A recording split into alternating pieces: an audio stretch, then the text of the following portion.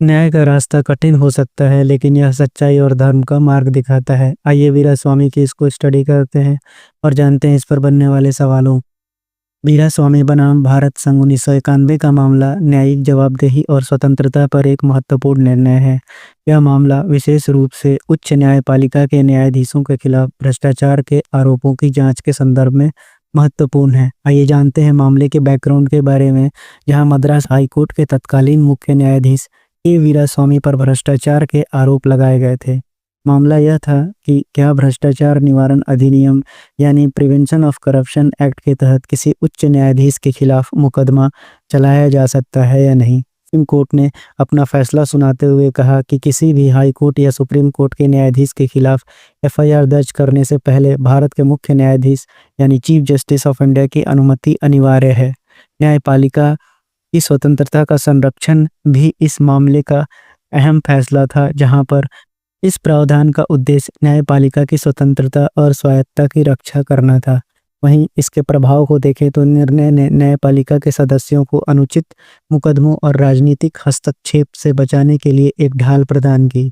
हालिया घटनाओं को देखें तो वर्तमान में सुप्रीम कोर्ट ने के वीरास्वामी केस में पुनर्विचार किया, जहां यह तर्क दिया कि न्यायपालिका की स्वतंत्रता और जवाबदेही के बीच संतुलन जरूरी है। वहीं न्यायिक जवाबदेही सुनिश्चित करने के लिए अधिक पारदर्शी प्रक्रिया की आवश्यकता है। अगर संबंधित मुद्दों को देखें तो न्यायाधीशों के खिलाफ भ्रष्टाचार के आरोपों को साबित करने के लिए अक्सर कोई प्रभावी तंत्र नहीं होता।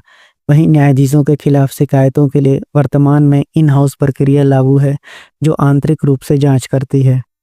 वहीं अगर आगे के रास्ता को देखें तो न्यायपालिका में आंतरिक पारदर्शिता के लिए स्पष्ट दिशा निर्देश तैयार करना होगा। वहीं न्यायाधीशों की नियुक्ति और जवाबदेही सुनिश्चित करने के लिए न्यायिक सेवा यानी जुडिशियल सर्विस कमीशन का गठन करना होगा। न्यायपालिका की स्वतंत्रता को सुरक्षित रखते हुए जवाबदेही का तंत्र भी विकसित करना होगा। वहीं अगर इस मामले के निष्कर्ष पे जाते हैं तो वीरास्वामी केस न्यायपालिका की स्वतंत्रता और जवाबदेही के बीच संतुलन बनाए रखने की दिशा में एक महत्वपूर्ण उदाहरण है। न्यायिक प्रणाली की प्रासंगिकता और विश्वसनीयता सुनिश्चित करने के लिए पारदर्शिता और सुधार की आवश्यकता है। बढ़ते हैं अपने क्वेश्चंस की ओर, जो आपके एग्जाम पर्सपेक्टिव से काफ़ी इंपॉर्टेंट होगा। पूछा गया है आपसे, वीरास्वामी केस से संबंधित निम्नलिखित में से कौन सा कथन सही है। यह केस उच्च न्यायालय और सर्वोच्च न्यायालय के न्यायाधीशों के खिलाफ भ्रष्टाचार के आरोपों से संबंधित है। यह बिल्कुल सही है। इस केस में सुप्रीम कोर्ट ने यह स्पष्ट किया कि न्यायाधीशों के खिलाफ कोई भी एफआईआर दर्ज करने के लिए राष्ट्रपति की अनुमति नहीं, सीजेआई की अनुमति आवश्यकता है, यानी ये गलत हो गया। वहीं सुप्रीम कोर्ट ने इस केस में न्यायपालिका की स्वतंत्रता को संरक्षित करने की आवश्यकता पर जोर दिया। बिल्कुल सही है, यानी इस हिसाब से आपका ऑप्शन नंबर ए सही हो जाएगा। वहीं वीरास्वामी केस में सुप्रीम कोर्ट ने न्यायाधीशों के खिलाफ एफआईआर दर्ज करने के लिए निम्नलिखित में से किसकी अनुमति क्यों अनिवार्य बताया है। अभी मैंने आपको एक्सप्लेन किया, भारत के मुख्य न्यायाधीश का।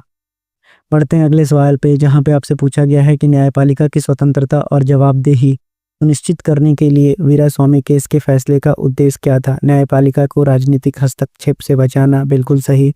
न्यायपालिका के सदस्यों पर अनुचित मुकदमों को रोकना, ये भी सही है। न्यायपालिका की पारदर्शिता और जवाबदेही को कमजोर करना, नहीं, ये गलत हो जाएगा, यानी इस हिसाब से आपका ऑप्शन नंबर ए सही हो जाएगा।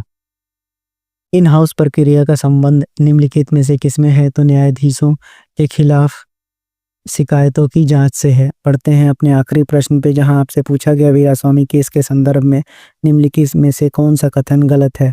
यह न्यायपालिका की स्वतंत्रता और जवाबदेही से संबंधित है, यह बिल्कुल सही है। यह केस भ्रष्टाचार निवारण अधिनियम के तहत न्यायाधीशों की जांच पर आधारित है, यह भी सही है। सुप्रीम कोर्ट ने इस केस में भारत के मुख्य न्यायाधीश की अनुमति को अनिवार्य बताया है, यह भी बिल्कुल सही है। न्यायाधीशों के खिलाफ मुकदमों चलाने के लिए राष्ट्रपति की अनुमति जरूरी है, नहीं सीजेआई की अनुमति जरूरी है, यानी यह जो है गलत है। यानी ऑप्शन नंबर बी आपका क्वेश्चन के हिसाब से सही उत्तर हो जाएगा। आई होप आपको इस पर पूरी क्लैरिटी मिल गई होगी। Thank you.